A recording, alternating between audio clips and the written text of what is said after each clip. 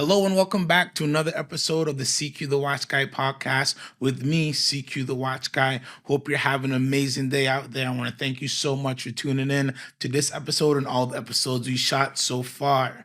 So today I want to talk a little bit about case sizes on watches. What's the perfect size for a watch? What matches up with your wrist size?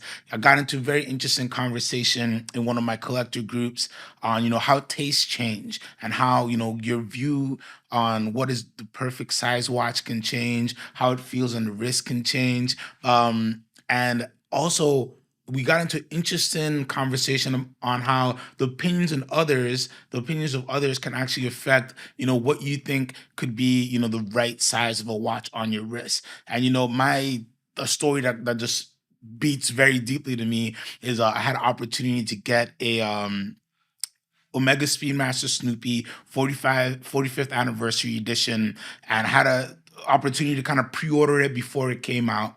And I got just stuck in the case size. Somebody said, "Hey, that's going to be too small of a watch for you." At that time, I believe they released a Speedmaster Professional that had bicompax chronos that were closer to 44 millimeters, and I really enjoyed those. And I thought maybe it's going to be bigger than that side. And somebody knows it's closer to 4. It's going to be too small for you. And at this time in my career, I'm selling Breitlings and things like that, are just bigger watches, especially 2012, 2013, 2014. They're just bigger watches. My favorite watch at the time was probably a Breitling Super Avenger or something, right? So that's 46, 48 millimeters. So that person got in my head and just like kind of spooked me a little bit, right? And I was like, okay, so I don't want to pre-order this watch. I don't want to put my money down.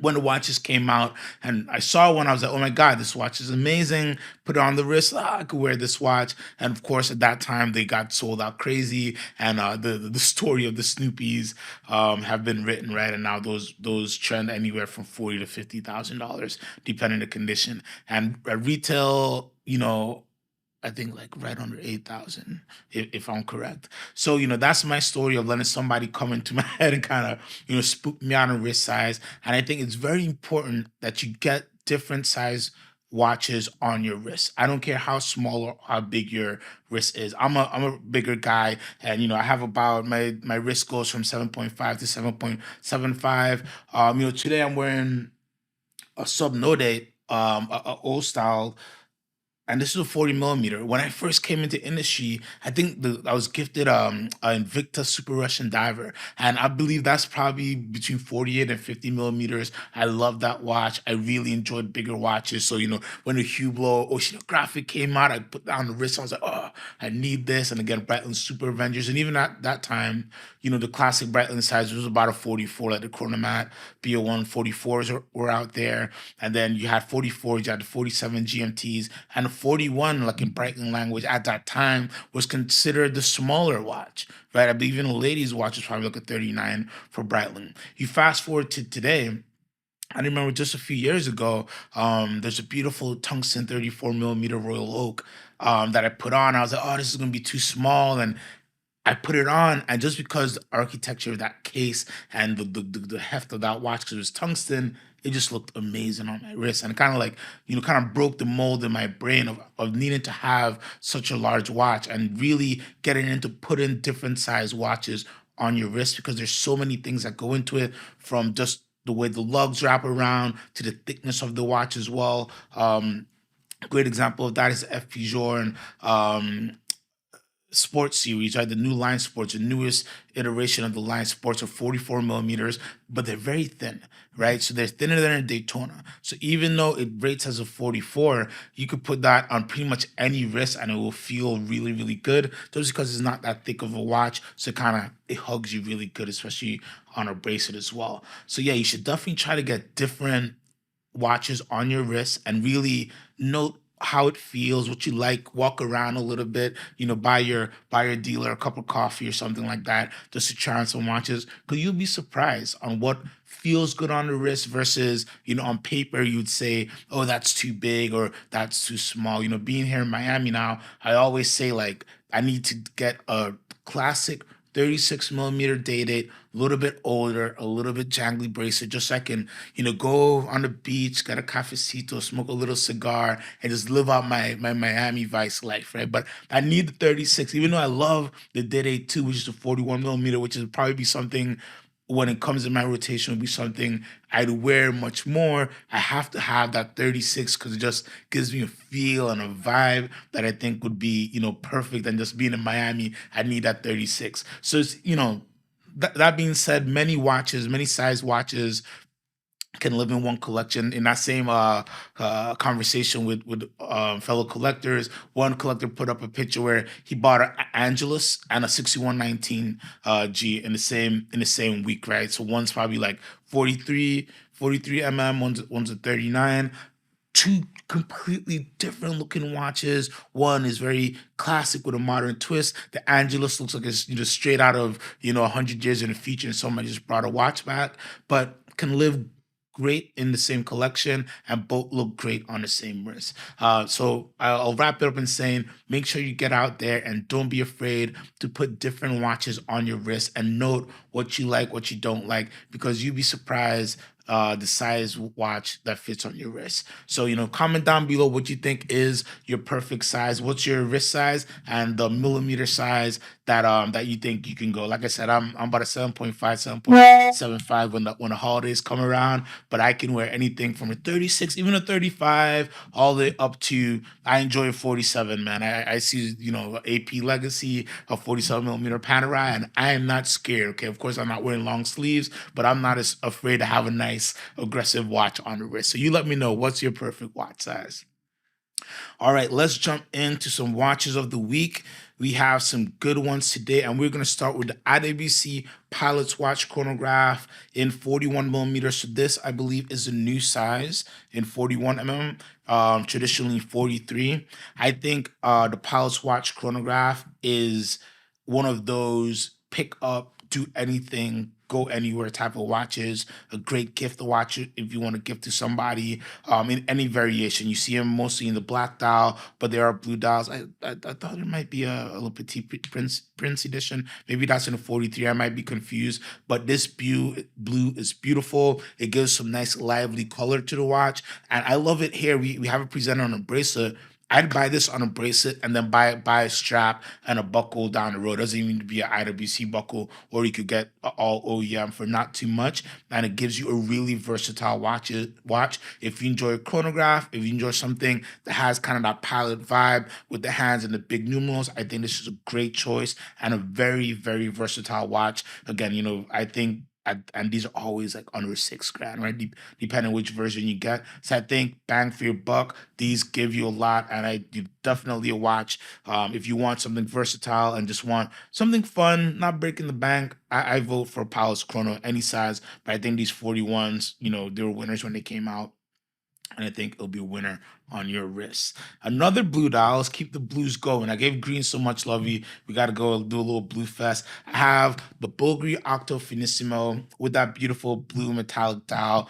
I've spoken so much about Finissimos on the show before. This one's in 40 mm stainless steel case. You do have a nice shine and shimmer to this watch with that metallic blue dial. Again, to me, the Finissimo is all about that case, the beautiful angles you have on there and facets, and then that bracelet that hugs really so well on the wrist. And it being such a thin watch, it has like this.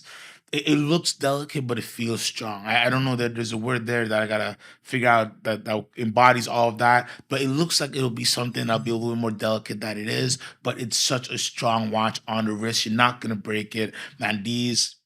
All the variations are great, but I think this blue one, if you want a nice splash of color and you want a watch that's gonna feel different than any of your other watches that definitely fit a hole you probably didn't know you had in your collection, I think the Finissimo should definitely be something you take a look at and get on the wrist, like I've been saying all show. Now, here's a fun one. Panerai PAM 791. So this is a Radiomir 1940s case. So you got that fat Radiomir case, and it is a Art Deco ivory dial. And I remember when these came out, a few years ago, I thought this was such a good look for Panerai, right? Because the whole challenge of Panerai is you're kind of stuck into tradition in terms of the cases that you want to use, and like so you don't want to. You can't do too much variation, right? Because the whole brand is rooted in history, right? So with those being stuck in that lane, how do you be creative? How do you have fun? And I thought the Art Deco was a great addition because you're using the beautiful Radiator 1940s case. This is a 47 millimeter watch, like I was saying. You're not never sure what you're gonna put on the wrist size wise, but they use all that real estate in a beautiful way. They have this beautiful creamy ivory dial with the Art Deco style numerals. The hands, even the hour hand, has this kind of Chinsu has this kind of character that gives you that Art Deco feel, and it just gives you a really great looking panerai, something that you wouldn't think would come from a panerai that's giving you such design aesthetic and just such. I don't know. I love the colors here. I love the look of it, and it's a dive watch dressed up as a dress watch kind of, and I love that. I love the juxtaposition there. And I think this is just a great looking watch, 85.75 for a full set piece. We have it pictured on the black rubber strap. It does come with a brown leather strap as well. And I would have so much fun putting different straps on this watch. If you have a Panerai and you're not switching out straps, you're not doing it the right way. I'm sad to tell you that's half the fun with Panerai. They are made to just have a bin of straps somewhere, whether it be all Panerai or whatever. But I think the 791 is such a great piece, and it shows that Panerai has this ability to be creative and give you some really interesting things while staying in their form factor there. So love that watch, especially at the price. I really love that. All right, keeping the train going and talking a lot about sizes. Audemars Piguet Royal Oak, 44 millimeters. So this is a 26400 SO. So you have a stainless steel case with a ceramic bezel. And these were the new generation of 44 millimeters when they came out. This one is a 2012. So with these, you got the new ceramic pushers that were kind of rectangular or square. The crown became ceramic, and it was just a different form factor for the Royal Oak offshore. You saw kind of similar cases done in like the Legacy and things like that, but in 44, you never saw that. Why I like this watch so much right now is the price. 22,875. I had to double check if that was correct, and that is the price. Full box and paper set, and it shows you like there is some great value to be had in AP and Royal Oaks, especially if you're open, right? And you don't need the newest 2022, 2023, because I dare say this watch is a whole lot of watch, gives you the look that you're looking for. And it's a beautiful panel, right? And at that price, it's like cheaper than some AP divers right now. So I really love the price of this. I've loved the look of this watch since it came out. I remember taking like macro shots of this back up in Alaska when they were first launching and just having it on the wrist and be like, oh, this is such a fun watch. So I think right now the price it's great and it's a good time to look at offshores in general because I think there's some great value there if you're looking for that look and feel of a watch. Now, last but certainly not least, we have finally begun seeing the Rolex Oyster Perpetual 41 celebration dials. We have the 41 and we have the 36 on the site already. And these are kind of like the polarizing piece that came out in the new generation of Rolex in 2023. The puzzle's a little bit more polarizing, but I think more people lean on the love here spectrum. But when you see this celebration dial, it's just a fun watch, right? It is a celebration of colors. You have all the different OP solid out colors there. I think it's a good looking watch. It's a fun watch. And it just to me shows that Rolex is listening and having some fun again with their pieces and able to give us unique fun, cool little watches, right? It's not a high complication or anything like that. Some people will not like this watch. Some people will be head over heels with this watch. I just love that we have imagination and fun back in watchmaking and watch collecting, even from bigger brands who you think need to kind of stick to the script in terms of just getting things pushed out there. Love to see this watch from them. Love that we have in both sides. So great his and hers, and I think Yeah, this is a great weekend watch. It's a great everyday watch. Just, a nice fun OP. Yeah, so that is the end of the show today. I want to thank you guys so much for tuning in. Let me know what's your perfect watch size for your wrist. And yeah, any comments or questions, shoot me an email at sequan@davidsw.com. To see all these great pieces and much, much more, davidsw.com is a place to be. And we have new inventory loading up every single day. So make sure you hit the new arrivals tab. I'm CQ the Watch Guy. Buy what you love.